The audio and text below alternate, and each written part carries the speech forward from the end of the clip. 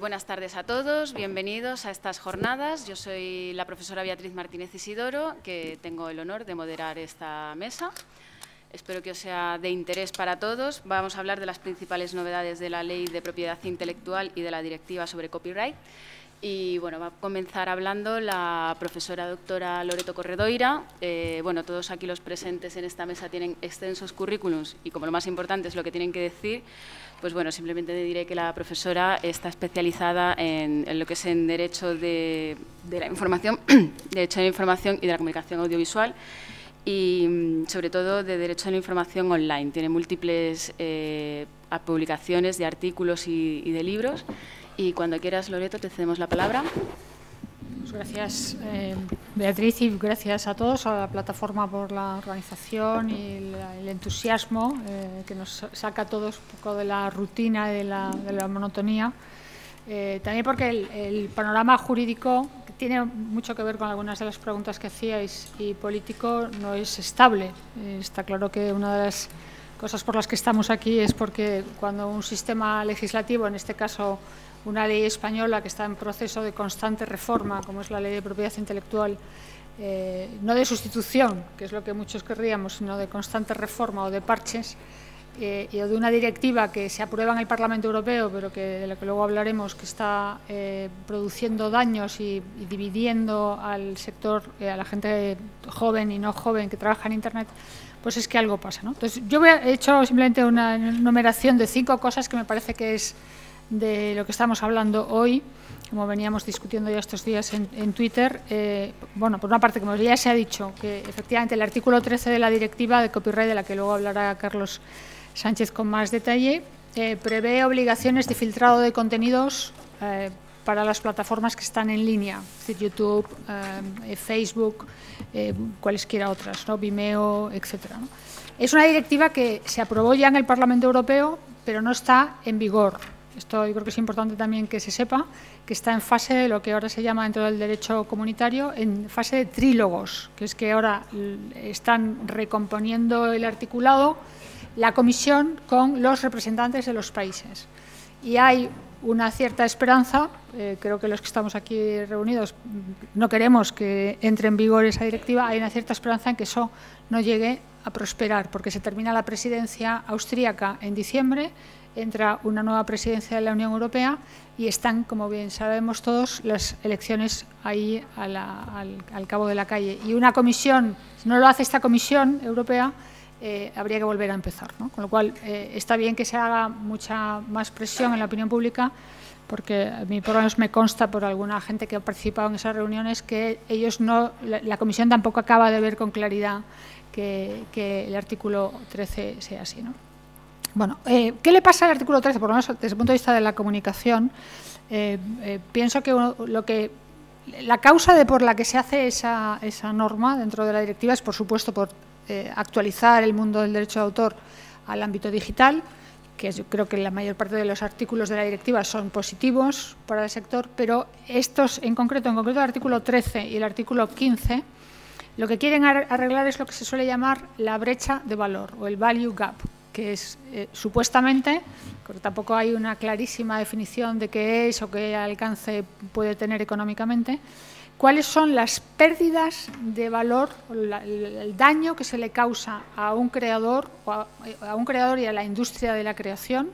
Creo que es importante distinguir esto porque los creadores, la mayoría de los creadores a los que yo he escuchado en directo o he leído, no quieren este artículo, la mayoría. Otra cosa son las industrias que tienen los derechos de explotación de esos autores, sean editores de periódicos, sean editores de casas de música, como es la Federación Internacional de Fonogramas, u otras organizaciones internacionales, ¿no? Sindicatos, lógicamente, empresariales, que tienen su lógica y que defienden sus derechos. Pero que es distinto el autor, creador, del artista y del productor. Cada uno de nosotros tenemos unos derechos distintos y aquí sobre todo lo que se discute es el derecho de la cadena final, que es el productor de música o el productor de cine o el editor de un periódico impreso que quiere cobrar por cada clic que se haga en su portada en cualquier parte de Internet, o al menos dentro de Europa. Bueno, entonces esto es una cuestión que yo creo que la mayoría de los expertos, aunque hay muchos informes, no están de acuerdo. O sea que todo el mundo dice que la industria ha perdido dinero y esto creo que no se apoya en datos objetivos ni estudios científicos. O sea, la industria musical se ha recuperado, porque ciertamente tuvo una crisis importante a finales de los 90 por el auge de la piratería, ¿no?, en las que todos lo hemos participado, igual que el cine, pero estamos en otro escenario completamente diferente, ¿no?, donde estamos ante negocios como Spotify o iTunes o cualquier otro sistema de compartir música, que ya no es exactamente lo mismo. Incluso los que estáis aquí, me imagino que ya no habéis ni conocido Napster ni ningún otro sistema de descarga de música que no sea de pago, ¿no?, o con publicidad, ¿no? Bueno, ¿qué dicen los interesados o qué han dicho los interesados? Siguiente cuestión, ¿no? Bueno, uno, el Gobierno de España, antes del PP y ahora del PSOE, han votado a favor. Que tanto en las primeras etapas como en la actualidad han votado a favor, ¿no? Aunque la mayoría en privado te dicen que no están contentos y que se dan cuenta de que es muy problemática la cuestión. No solamente por la posible censura previa que suponga el filtrado, porque el filtrado es sobre todo para los derechos de autor, pero igual que lo es para los derechos de autor, puede ser para palabras que supongan odio o para algún otro criterio que se le imponga luego o que se impongan en las plataformas, ¿no? En ese sentido creo que es bueno hacer presión, porque si ninguno estamos contentos con esto, más que un determinado grupo ¿no?, o un gobierno o un ministerio de cultura que quiere efectivamente llevar hasta el final lo que se proponía, pues me parece que no responde a una causa justa, ¿no?, en realidad. Luego, los productores que he dicho, creo que son sobre todo los de música, más allá de la SGAE. O sea, la SGAE representa también sobre todo a los autores y a los intérpretes, pero me parece que está más interesada la Federación Internacional de Productores de Fonográficos, o sea, de casas discográficas, por entendernos, que son los que quieren conseguir que a través de estos artículos 13 y 15, siempre que se ponga música online o cine, sea gracias a que hay una licencia previa, una autorización, ¿no?, que es un sistema, bueno, lícito, lógicamente, pero bueno, muy limitador, ¿no?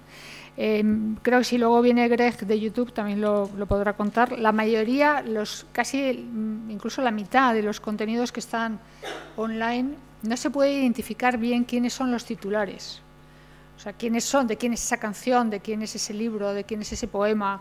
No se les puede identificar porque no hay datos suficientes y, por tanto, es absurdo decir, mira, estamos haciendo una regulación para aquellos que sí que estáis en entidades de gestión o que le habéis dado la cesión a una entidad de gestión que está bien organizada.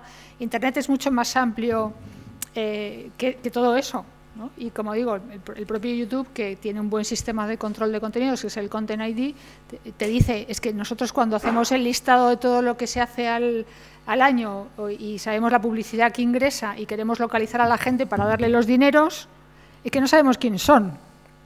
Y aparte del problema de la cantidad ingente de datos que tienen que manejar, ¿no?, para poder localizar que esta canción es de un compositor de Macedonia o de un compositor español que tiene éxito aquí o allá, ¿no? Bueno, y por último, eso, lo que dicen los artistas en la mayor parte de los casos, y por lo menos los que he escuchado, es que quieren tener más flexibilidad en la gestión de los derechos, no solamente porque que ya lo prevé otra directiva anterior, que es la del 2014, que es la que trae causa en esta nueva reforma, ¿no?, que es una directiva que obliga a que las licencias de música en Europa sean para los 28, si es que no llegamos a ser 27, 28 países de la Unión Europea. Ya no es, mira, es que quiero una licencia para España, quiero otra licencia para Bélgica, otra la quiero para Alemania, no. Cualquier cantante o cualquier, en general, creador en el ámbito de la música y del audiovisual puede tener una licencia multiterritorial, que se llama, ¿no? Bueno, y lo dejo aquí porque hay algunas cosas más de matiz jurídico, incluso del tema ese de la prensa, que luego podemos hablar. Esta directiva va a poner todavía más difícil, no solamente el Google News, ¿quién ha preguntado antes? El Google Noticias de España, sino en general el producto noticias en la web, porque el artículo 11, que no lo hemos, es otro de los 3 grandes huesos duros de roer de la directiva, el artículo 11 de la directiva establece que los editores de periódicos también tienen derechos de remuneración sobre todo lo que se multiplique online en teléfono, en cualquier tableta o en cualquier ordenador. Muchas gracias, Lórico. Bueno, pues a continuación vamos a escuchar a David Bravo, que es también, bueno, es abogado especializado en derechos de autor y propiedad intelectual y miembro de la Plataforma en Defensa de la Libertad de Información. Cuando quieras, David. Muy bien, muchas gracias por venir y gracias por la invitación. Yo voy a intentar hablar de estas leyes que estamos poniendo aquí en cuestión, pero poniéndoos antes en antecedentes, porque cuando os cuente cuáles han sido los antecedentes judiciales en la pugna que ha habido en Internet por cuestiones relacionadas con propiedad intelectual, vais a poder entender perfectamente de dónde vienen estas leyes, a causa de qué se dictan esas leyes, porque encajan como un guante con cada uno de los procesos que la industria de los contenidos ha ido perdiendo tanto a nivel nacional como en Europa. No sé si conocéis, Loreto ha hecho referencia antes, Napster, o soy yo ya demasiado mayor, pero Napster en 1999 era un sitio de intercambio de archivos, era en realidad una herramienta peer-to-peer para intercambiar archivos que permitía que cualquier usuario pudiera hacerse con canciones que sin autorización de los titulares de los derechos terminaban en su disco duro del ordenador. Esto comenzó, digamos, el conflicto de la industria de los contenidos contra todo aquello que pudiera salirse del patrón que ellos tenían en el mundo físico mucho más controlable. Lo que sucedió con Napster es que se judicializó el conflicto. En el año 2003, la RIA, es decir, la agrupación que tiene a la industria discográfica de Estados Unidos, y cuando digo Estados Unidos es prácticamente como decir la de todo el mundo, puesto que controlan la gran mayor parte de los discos que se venden en todo el mundo, decidió en el año 2003 judicializar el conflicto y perseguir a los propios usuarios de Napster que descargaban música a través de este programa de intercambio.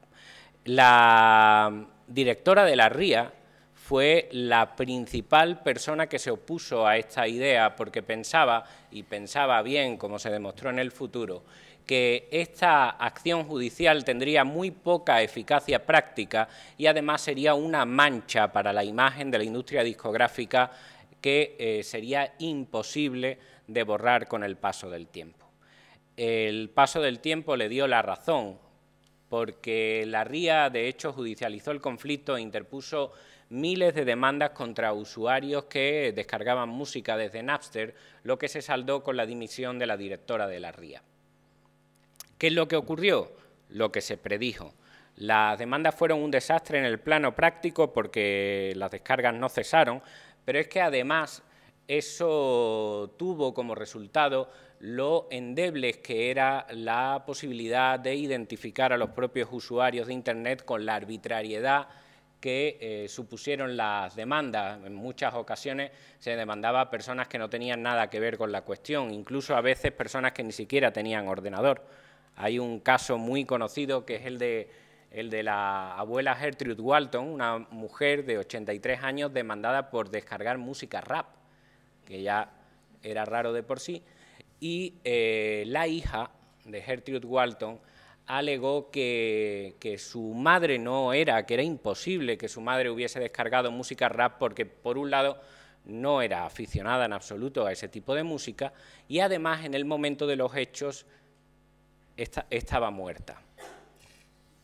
Es decir, tenía coartada. Esa demanda no llegó a ningún lado, pero hubo muchísimas demandas que intentaron ir por el mismo camino con este tipo de resultados escandalosos. También está el caso de Brianna Lahara, una niña de 12 años demandada por la RIA por descargar música de Internet. Ese esquema de combatir de esa forma fue llevado al resto de países y entre ellos España. En España se han seguido acciones judiciales con el resultado que os diré y que os adelanto que no es favorable para la industria de los contenidos y que es la causa inmediata de las reformas legales que estamos analizando en esta mesa de hoy. En España se siguieron acciones judiciales contra todas las personas que intercambian archivos a través de Internet, pero no solo eso, también contra plataformas de intermediarios como por ejemplo el propio YouTube, que tenemos como un uso cotidiano y común y alejado de nuestra noción de piratería que nos han inculcado. En España se han seguido acciones tanto en el ámbito penal como en el ámbito civil contra los usuarios que intercambian archivos en Internet. Las acciones en vía penal que se comenzaron en el año 2005 como copia, como réplica a las acciones judiciales que ocurrieron en Estados Unidos, no terminaron bien para la industria. La industria insistía en que la descarga de archivos por parte de los usuarios era un delito contra la propiedad intelectual. Conforme al Código Penal de aquella fecha, eso significaba que en el tipo básico tenía una pena de hasta 2 años de prisión, lo cual no es poca cosa, por intercambios gratuitos de bienes intelectuales.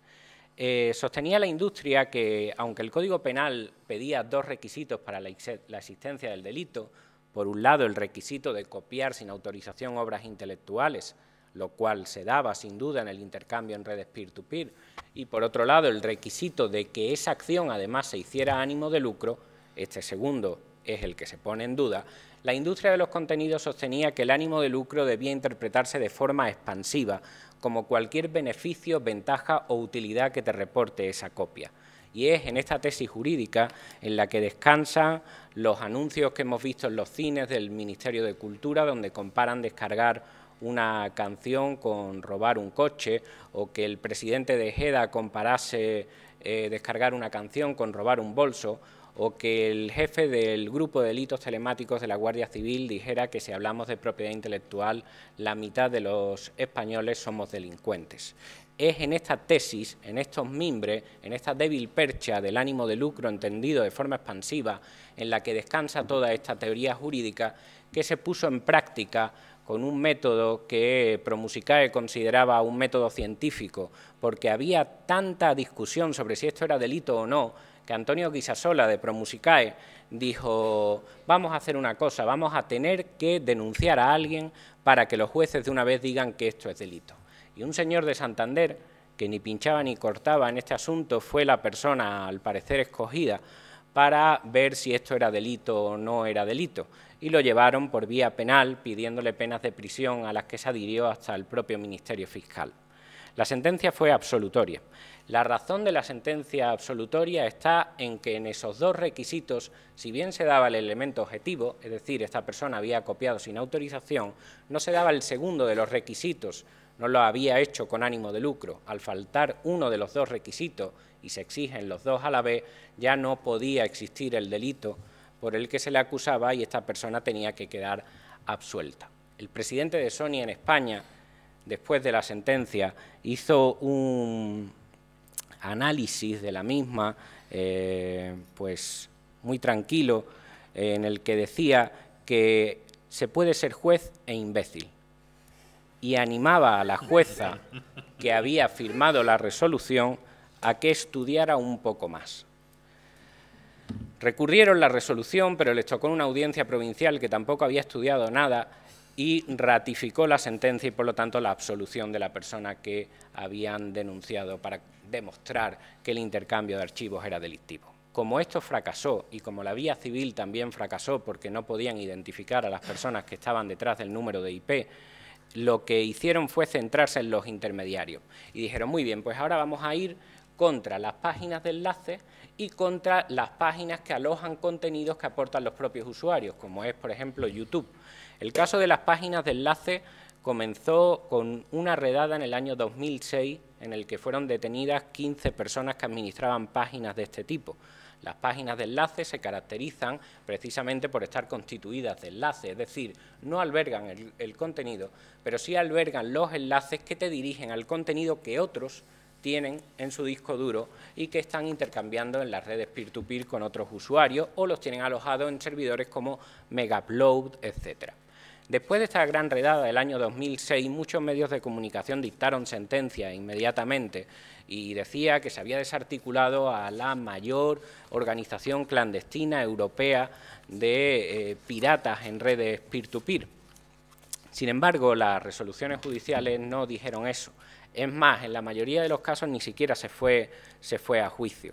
Me sorprendió mucho en aquellos tiempos hasta qué punto los medios de comunicación, que son muy adictos a la palabra presunto por miedo, lógicamente, a cometer algún tipo de delito de calumnias, en esta ocasión la palabra presunto brillaba por su ausencia y el delito parecía que era evidente. Yo he llegado a ver en noticias que se hablaba de que se había encontrado el cadáver de un ganadero semienterrado y la noticia decía el presunto fallecido, decía yo, bueno, además decía el presunto fallecido se le va a hacer la autopsia, que ya es peor, claro, asegúrate antes de hacer la autopsia si ha fallecido, es solo presunto. Y en este contexto donde todo es presunto, sin embargo las páginas de enlace eran claramente culpables, pero lo que dijeron los jueces fue lo siguiente. Los jueces contestaban a lo que alegaban las acusaciones particulares, que era toda la industria al completo, les decían, tiene usted razón, en este caso las páginas de enlace tienen ánimo de lucro, que es lo que usted echaba en falta en el caso de los usuarios, pero lo que no se da en este caso es el otro elemento, porque las páginas de enlace ni copian ni comunican públicamente ningún contenido, puesto que no lo tienen. Eso lo hacen los usuarios, que al mismo tiempo tampoco delinquen porque no tienen ánimo de lucro. Y en esta encrucijada se encontraron y tuvieron el resultado de la absolución también de las páginas de enlace. Entonces se dirigieron a por YouTube, en concreto Telecinco se dirigió contra YouTube por los contenidos y lo hizo en vía civil que tenía YouTube y alegaba que YouTube comunicaba públicamente esos contenidos y que era un explotador de contenido. ¿Qué es lo que dijo la sentencia?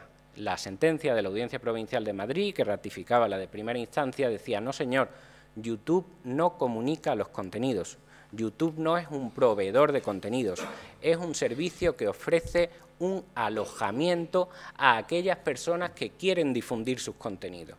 Si un youtuber sube contenidos a YouTube, el que está comunicando públicamente los contenidos es el youtuber que se está valiendo de YouTube, que es un intermediario, para difundirlos a través de esa herramienta, pero quien comunica públicamente es el propio youtuber. Y decía esa sentencia que esto es lo que dicen las directivas europeas que manifiestan que efectivamente los intermediarios que alojan contenido no son los que están explotándolo y que tampoco tienen la obligación, porque es imposible en la práctica, sería equivalente a pedir su cierre, de supervisar uno por uno los contenidos y decidir si están infringiendo o no un derecho de propiedad intelectual o de lo que sea, un derecho contra un tercero, por ejemplo, que afecta al honor o a la intimidad de una persona. Las directivas europeas han dicho, como es importante que sitios como YouTube, pero no solo YouTube, sino Wikipedia, Meneame y, en definitiva, todos aquellos de la Internet colaborativa que conocemos, Facebook, Twitter, como es importante que esto siga existiendo, no podemos trasladarle la obligación de mirar cada contenido, porque eso equivale a que cierren o bien todos o bien a que solo permanezcan los más grandes que pueden permitirse algo al menos semejante a esta obligación. Y entonces el caso de YouTube se perdió. Luego fueron también a por Pablo Soto, que era un informático que había desarrollado la herramienta que permitía el intercambio de archivos, y también perdieron porque decía la sentencia que aunque Pablo había desarrollado una herramienta similar a Napster, lo cierto es que la tesis jurisprudencial desarrollada en Estados Unidos que castiga la colaboración con la infracción no tiene presencia en España. ¿Qué es lo que pasó? Pues que todas las leyes cambiaron. Es decir, mientras que nosotros los seres mundanos, cuando un juez no nos da la razón, lo que hacemos es recurrirla hasta que ya no podamos recurrir más, la industria de los contenidos y los lobbies de la industria de los contenidos, cuando esto ocurre, lo que hacen es que directamente cambian las normas del juego, y eso es lo que ha pasado. Si ahora nos vamos a hacer, que lo haremos, un repaso de las normas del juego actuales, veréis que encajan como un guante con cada uno de los casos que antes os he dicho que la industria de los contenidos ha ido perdiendo, incluyendo literalmente párrafos exactos que son los que echaban en falta la industria de los contenidos y que esgrimían sin existir en aquel tiempo cuando tenía procedimientos judiciales. Para poder llegar a esta reforma hace falta crear un caldo de cultivo propicio que haga que los ciudadanos acepten esas reformas que en un sentido normal no aceptarían. Y por eso en los medios de comunicación vemos continuamente una demonización constante de Internet y de las posibilidades que ofrece, pintándola como el salvaje oeste que causa todos nuestros males. Única manera de que los ciudadanos acepten una regulación especial y específica para Internet que en el mundo físico sería impensable. Yo tenía, y voy a ir terminando ya, cuando Google News existía, una manía que era la de buscar en Google News la palabra Internet o la palabra la red para ver cómo era la visión que se daba de Internet en aquellos tiempos, pero también actualmente. Si vamos viendo uno por uno los titulares, nos damos cuenta de hasta qué punto se ha creado bien el caldo de cultivo para que ahora nuestras tragaderas permitan entrar leyes como esta. Si nos fijamos, y los tengo apuntados, los titulares de los periódicos que hablan de alguna manera de Internet o en general de nuevas tecnologías, nos encontramos con cosas como esta. Terror en la red, peligro en Internet, alcohol y drogas, así como Internet, pueden suponer un grave peligro para la juventud. Internet puede llegar a causar daños neuronales. Generación Internet, idiotas o genios. Internet, 20 años de estupidez. Internet y el populismo mataron la verdad. Navegando por Internet hay más riesgo de adulterio. Jennifer Aniston dejó a su novio por culpa de Internet. Los estadounidenses abandonan a los amigos y al sexo por su vida en Internet. Internet, un refugio para hombres sexualmente frustrados. Twitter mató a Michael Jackson sin intermediarios. Natalie Portman y George Clooney fueron asesinados en la red. Internet mata a la enfermera Teresa Romero. Internet mató a muchos famosos en una sola semana. Internet te mata. Ese ya es el resumen. Internet tiene la culpa de que te creas que la Tierra es plana. La gripe porcina se propaga también por Internet. Un niño es asesinado por su Game Boy. Pamela Anderson culpa al Fortnite de que los hombres ya no quieran sexo. Con Internet, Pasteur no habría podido trabajar. La xenofobia baila en Internet. Hitler en Internet. Google abre cajas fuertes. Aprendió a matar gracias a Google. Su ordenador puede ser un zombi. Internet engorda. Y, por último, mi hija se ha quedado embarazada, la culpa es de Internet. En este contexto es cuando se empiezan a anunciar, y no digamos ya cuando hablan de cuestiones relacionadas con piratería o descarga, aquí es cuando se empiezan a anunciar las medidas legislativas. La primera de ellas que comentaremos en la mesa y en el coloquio es la llamada Ley Sinde. ¿A qué responde la Ley Sinde? Pues la Ley Sinde apareció en el contexto en el que la industria estaba perdiendo sus pleitos con las páginas de enlace. Y lo que hacía la Ley Sinde es que decía, pues ahora abrimos una vía administrativa por la cual quitamos la exclusividad a los jueces que estaban dando la razón a las páginas de enlace y ahora el Ministerio de Cultura, que aplaudió la redada del año 2006, será el encargado de dictaminar si estas páginas cumplen o no con la ley y si hay o no que cerrarlas. Una abogada de la industria dejó bien claro la razón de este cambio de árbitro cuando la industria estaba perdiendo el partido por goleada y justo aquí empezó a remontarlo, cuando le preguntaron en el ABC a qué venía la Ley Sinde y si ganan muchos pleitos en Internet. Y la abogada de la industria dijo, has dado en el clavo, y luego puso un smiley sonriente, literal, ¿eh?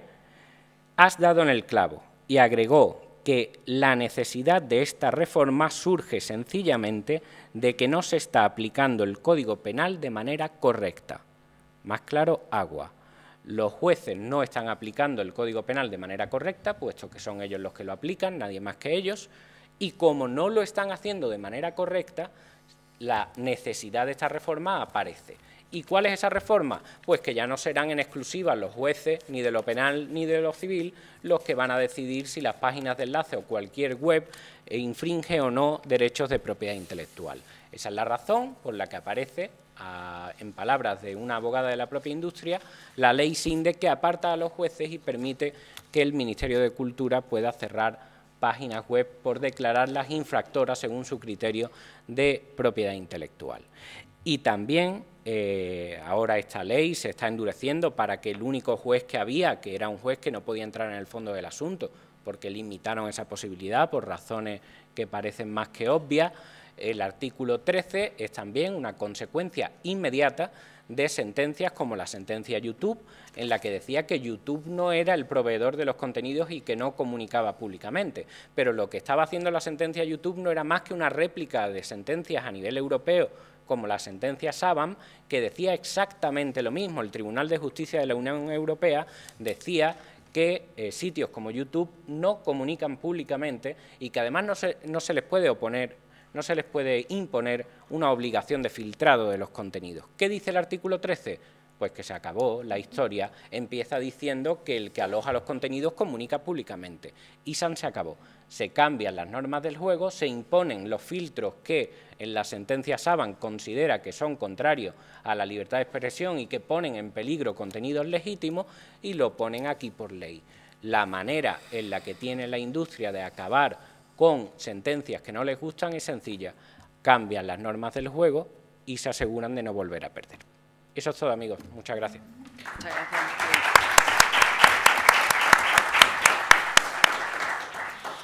Bueno, por último vamos a escuchar a don Carlos Sánchez Almeida, abogado especializado también en derechos de Internet y director legal de la Plataforma en Defensa de la Libertad de Información. Carlos, cuando quiera. Muchas gracias.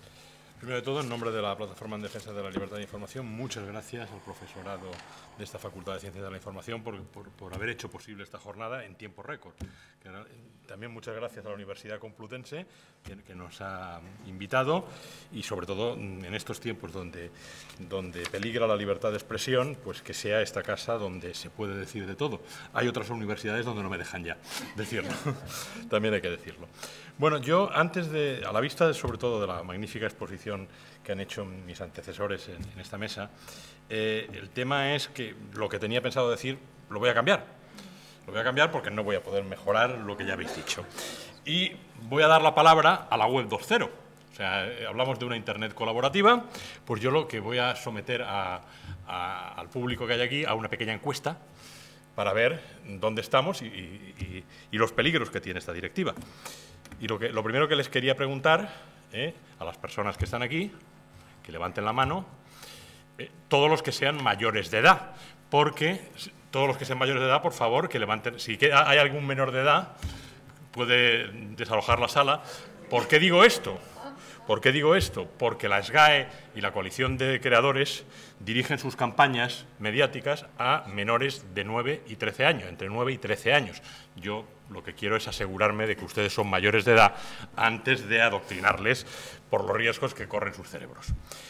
Eso en primer lugar. Bien, sentado esto, la segunda pregunta que les voy a hacer es: ¿cuántos de ustedes han compartido, dado a me gusta, a favoritos, un meme en Internet? Levanten las manos, por favor. Muchas gracias. Vale. La segunda pregunta que les voy a hacer es, seguramente habrá menos respuestas, pero habrá muchas. ¿Cuántos de ustedes han compartido una jugada de fútbol en Internet? ¿Unos cuantos? Vale.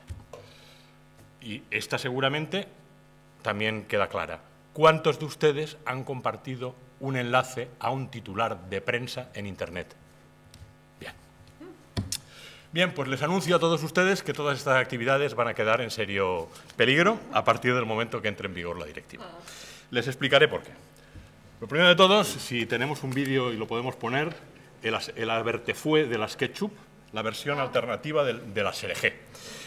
Voy a empezar explicándoles una anécdota que está en El País, o sea, la pueden ustedes buscar. La SGAE reclama copyright por la versión de la SRG sobre el Prestige. Los autores de la Abertefue se niegan a pagar a la SGAE y a retirar un vídeo de Internet. A consecuencia del hundimiento del Prestige y la marea negra que hubo, pues hubo una persona que sacó un vídeo satírico utilizando la música de la SRG con una letra crítica con el gobierno de Aznar, que era la Abertefue. Pues bien, la reacción de la SGAE a esto fue inmediatamente pedir a al titular de la web que pagase derechos de autor a la SGAE por la transformación de la obra.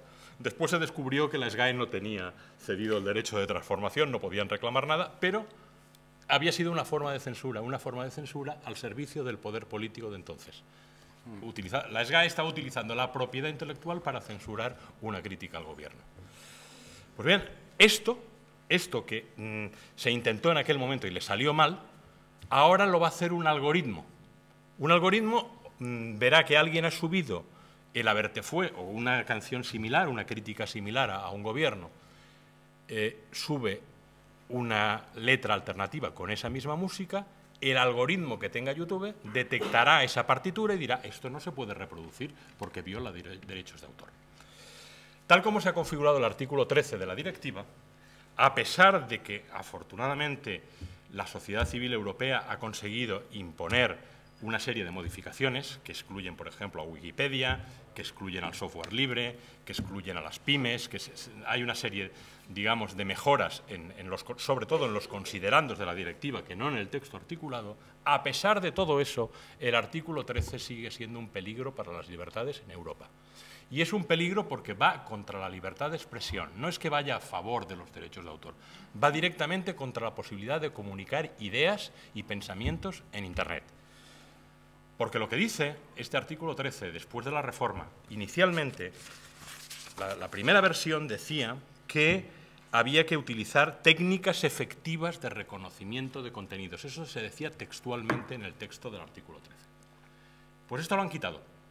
Pero lo que nos dicen ahora es que los servicios de intercambio de contenidos deberán cooperar de buena fe para garantizar que las obras o demás prestaciones protegidas no autorizadas no se encuentren disponibles dentro de su servicio. Y después, acto seguido, se nos dice que en caso de que falle algo, se puede reclamar, y dice, toda reclamación presentada en el marco de dichos mecanismos se tramitará sin demoras injustificadas y será objeto de revisión humana. Y aquí es donde saltan las alarmas. ¿Por qué se dice que tiene que haber revisión humana? Porque la decisión previa no la ha tomado una persona, no la ha tomado un ser humano, la ha tomado una máquina. Es imposible que YouTube pueda censurar con intervención humana las 400 horas de música que se suben cada minuto a YouTube. Es imposible, de música y de otros contenidos. Entonces, lo que quieren es establecer un algoritmo que además no va a estar controlado por un Estado, no va a ser una cosa del poder público, no. Se va a privatizar la censura, se va a poner a YouTube y a otros prestadores a censurar esos contenidos. Este es el gran peligro. Por eso les decía, todos ustedes que han compartido memes en Internet, a pesar de que los considerandos de la directiva están diciendo expresamente que la parodia y la sátira no serán perseguidas, en el articulado se nos dice otra cosa. Y es el articulado de la directiva lo que se tiene que transponer a las legislaciones nacionales. Entonces el peligro está ahí. El peligro está que aunque tengamos derecho a la sátira, en la práctica el algoritmo no va a saber distinguir si ese meme, si esa sátira, si esa parodia se está haciendo con una finalidad u otra. Lo único que va a ver es que hay una partitura que tiene registrada una entidad de gestión de derechos de autor. En la página de la PDLI tienen un pequeño cuento que he intentado escribir, soy muy malo escribiendo ficción, se me da mejor la faction, y la cuestión es que explico que ese riesgo de que desaparezca un contenido de alguien puede pasar en cualquier momento. El ejemplo que pongo en el cuento es el de Cumpleaños Feliz, que no sé si sabrán ustedes que sus derechos de autor solamente se extinguieron en 2015, hasta el año 2015 ha estado cobrando la Warner Music, y es una posibilidad cierta de que se censure eso. Les decía antes lo de las jugadas de fútbol. Lo de las jugadas de fútbol tiene narices en todos los sentidos, porque además es algo que se ha introducido de tapadillo, después de todas las discusiones que ha habido, después de las movilizaciones que hubo en julio y en septiembre de la sociedad civil europea, es ya en septiembre cuando se introduce esta enmienda sin haber habido un debate previo, y se nos dice, con un artículo ínfimo, concretamente el artículo 12 bis, protección de los organizadores de acontecimientos deportivos. Los Estados miembros reconocerán a los organizadores de acontecimientos deportivos los derechos previstos en el artículo 2 y en el artículo 3, apartado 2 de la Directiva 2001/29 y en el artículo 7 de la Directiva 2006/115C. Lo que está diciendo este artículo es que a partir de ahora organizar un partido de fútbol, que quiere decir poner el campo o poner la liga, genera derechos de autor. O sea, el artista no es Messi, el artista no es Cristiano Ronaldo, no. El artista es, qué curioso, Enrique Cerezo. Ese es el artista. Así de claro. Y entonces, incluso ha habido críticas que han dicho, bueno, ¿cómo puede ser organizar un partido de fútbol una obra intelectual? Si las obras intelectuales están tasadas en el artículo 10 de la Ley de Propiedad Intelectual. Y se nos dice que son las obras audiovisuales, las partituras, las coreografías, una serie de cosas, los programas de ordenador, pero lo que no está es el fútbol. El fútbol ha tenido derechos de imagen, ha tenido otras cosas. Entonces el tema es, para que sea obra intelectual a lo mejor es porque se remata de cabeza. Y el rematar de cabeza a puerta, pues va a ser una obra intelectual, porque se hace con la cabeza. Bueno, que alguien me lo explique porque yo todavía no lo entiendo, de verdad. O sea, que se va a perseguir esto tiene una explicación, y es evidentemente los derechos de las televisiones privadas sobre la emisión de partidos de fútbol. Aquí está la clave. Pero poner al mismo nivel una ópera y un partido de fútbol es que ni el peor de los populismos, el más siniestro, ni Corea del Norte ha inventado algo así. Y esto lo vamos a hacer en esta Europa que compartimos. Nos queda el artículo 11, que ya, desgraciadamente, en la práctica está en vigor en España. Es el artículo 32.2 de la Ley de Propiedad Intelectual, el famoso canon AEDE, que provocó precisamente la marcha de Google News de España.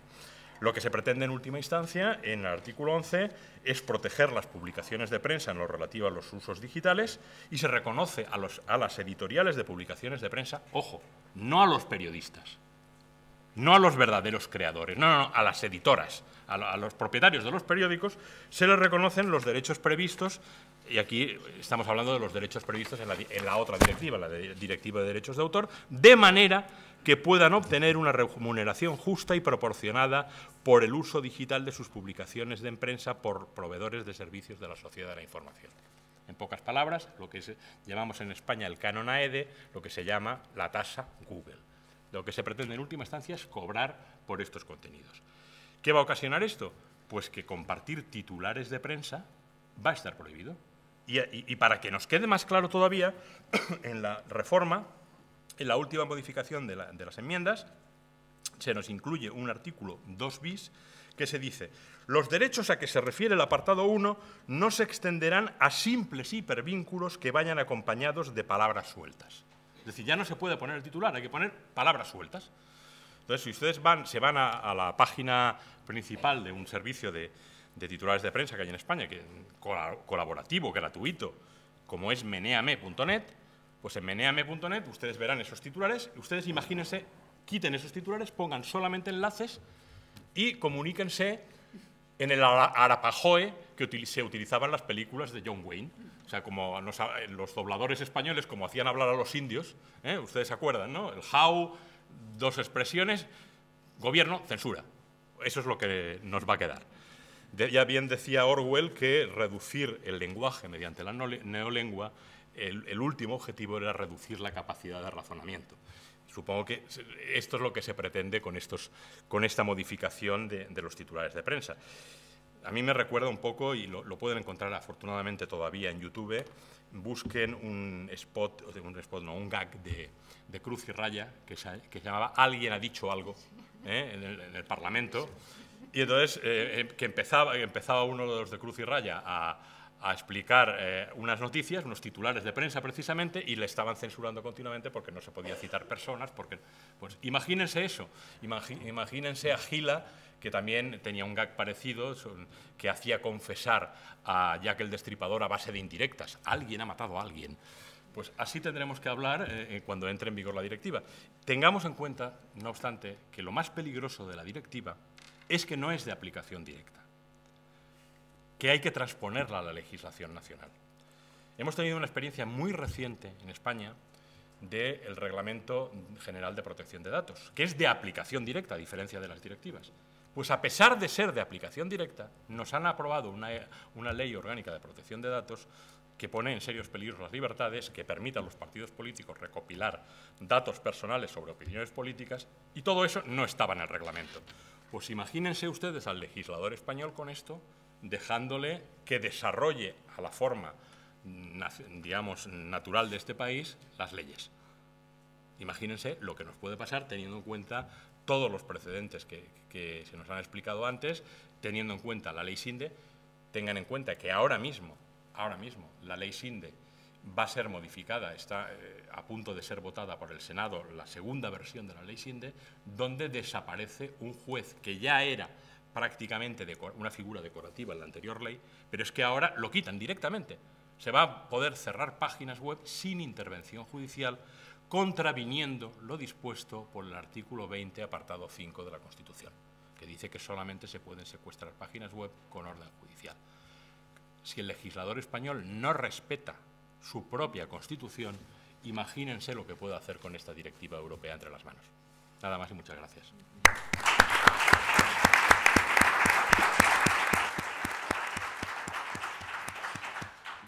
Tenemos unos minutillos antes de empezar con el coloquio a continuación. No sé si alguien quiere hacer alguna pregunta. El vídeo es a continuación, ahora. Sí, por allí. No sé si había un micrófono por ahí. Bueno, por cierto, si esto es un acontecimiento deportivo... Yolanda, ¿se lo puedes dejar a la chica esta? La chica esta que está... Gracias, Lisbeth. Sí. Messi es David, yo soy cristiano. Yo soy cristiano. A ver, que tenemos por aquí una pregunta. ¿Sí?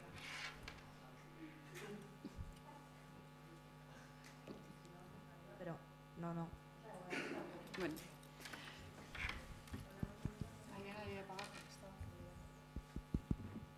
Sí. Hola, bueno. ¿No se oye? Bueno, sí. Pues, buenas tardes. La verdad es que me ha gustado muchísimo todo lo que has contado, lo que habéis contado de toda la mesa.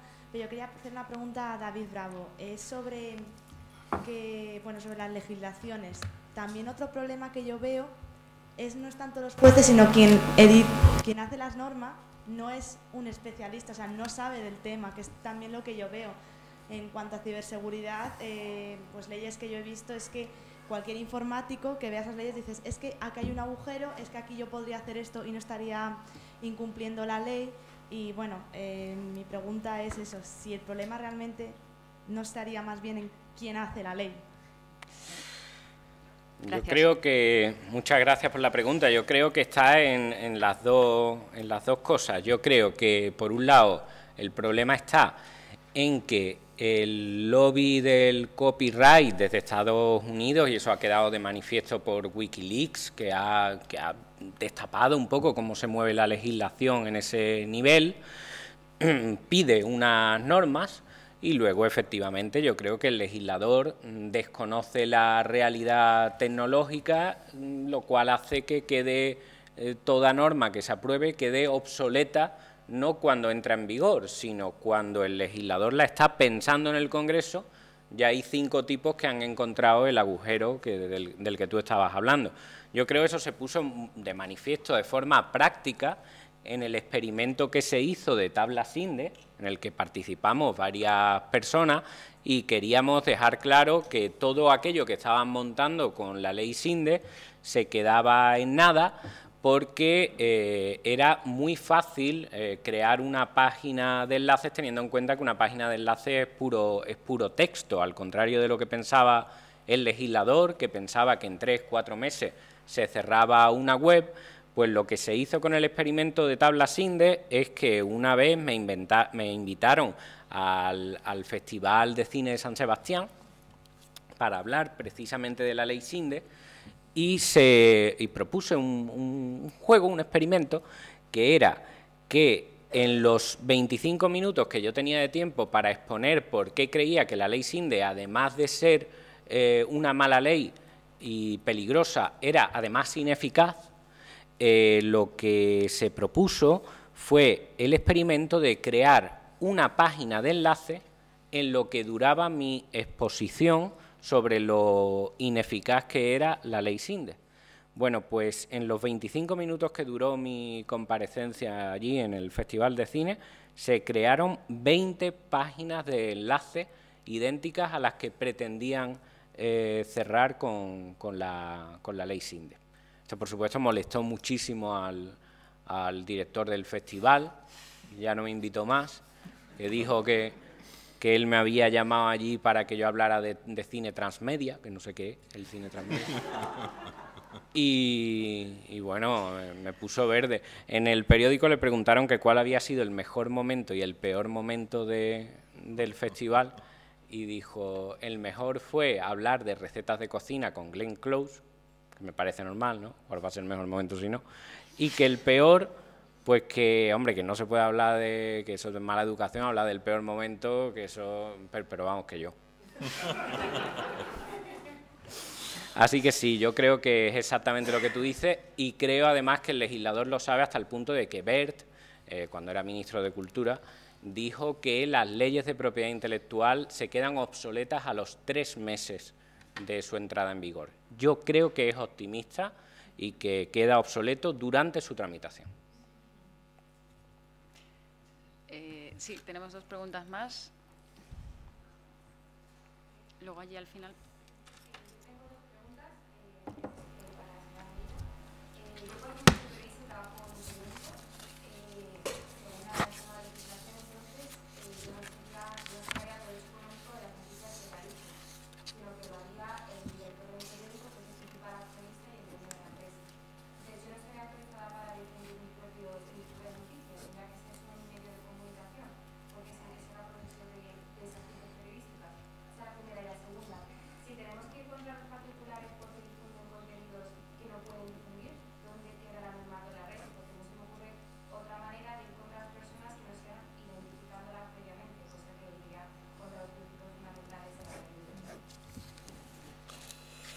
Bueno, pues con respecto a la primera pregunta me gustaría poder responderla, pero es que es precisamente una de las claves de todo esto. Y llevamos un montón de años los sindicatos de periodistas y demás pleiteando prácticamente en cada convenio colectivo de prensa. Por un lado está el tema de la cláusula de conciencia, pero por otro lado está el artículo, como he dicho, el artículo 32.2 de la Ley de Propiedad Intelectual.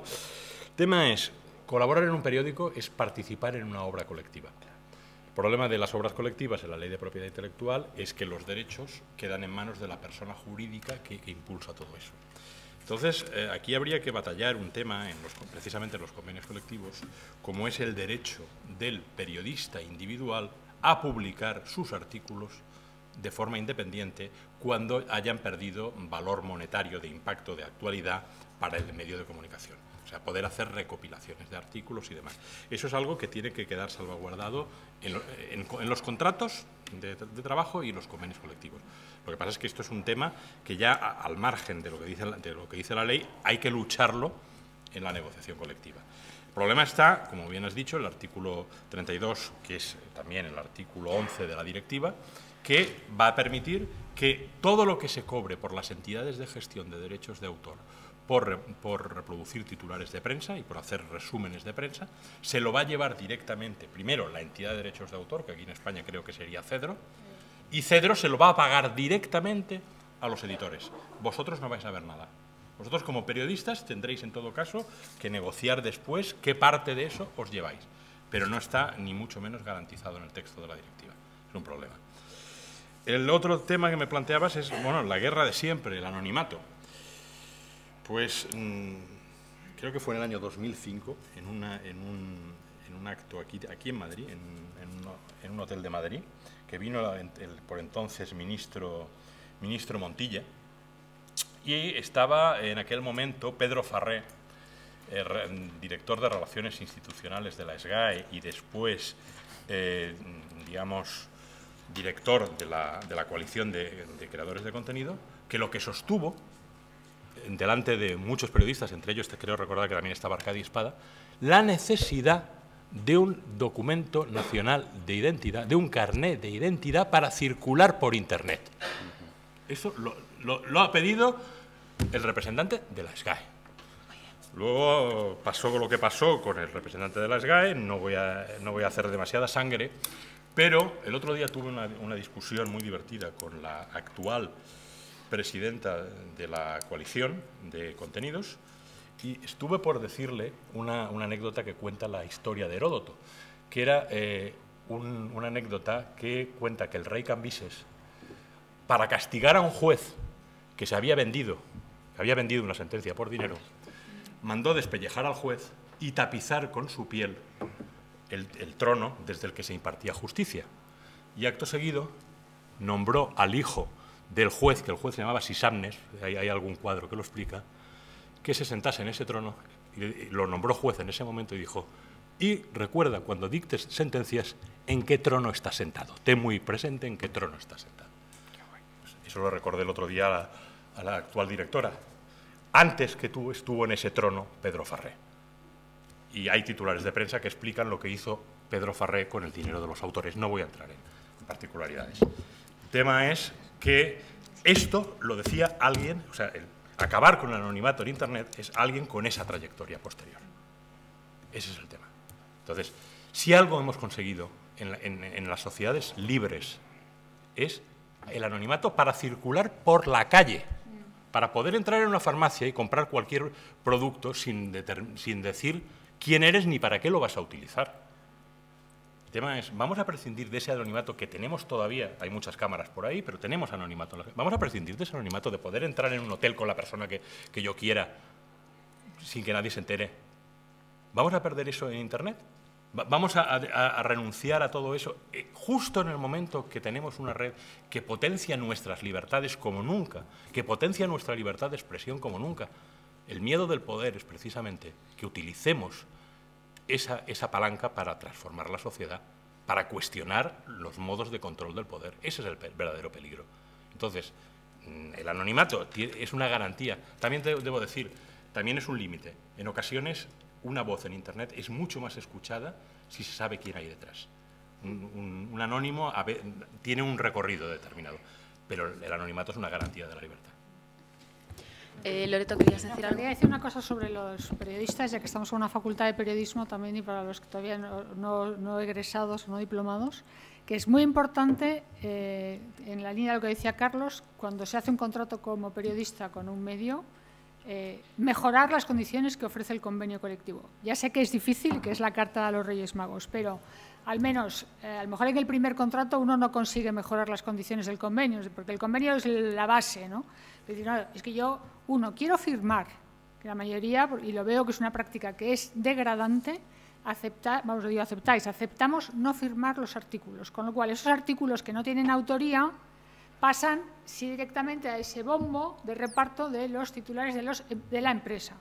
Entonces, pienso que esto es muy importante en los pies de foto, en los gráficos, en los multimedia, siempre la foto. Y también, si podéis poner el copyright, aunque no es lo que hacen hacer el derecho, sí que es lo que te garantiza después derechos de remuneración, ¿no? Porque yo estoy esperando la primera sentencia que diga, esto no es de ABC o del Mundo o de Antena 3, esto es de fulano, de zutano y de vengano. Teníamos una última pregunta por ahí al fondo. Por favor, breve la respuesta, que estamos ya fuera de tiempo. ¿Se oye?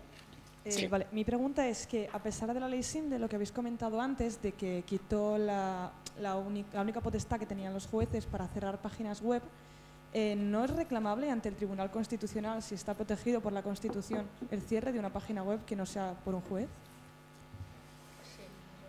Sí, la resolución, bueno, tal y como está hoy en día, el trámite es que vas ante la Comisión SINDE, la Comisión SINDE toma una decisión de cierre de una página web, el Juzgado Central de lo Contencioso Administrativo, con el texto actual, tiene que autorizar la medida de ejecución de ese cierre.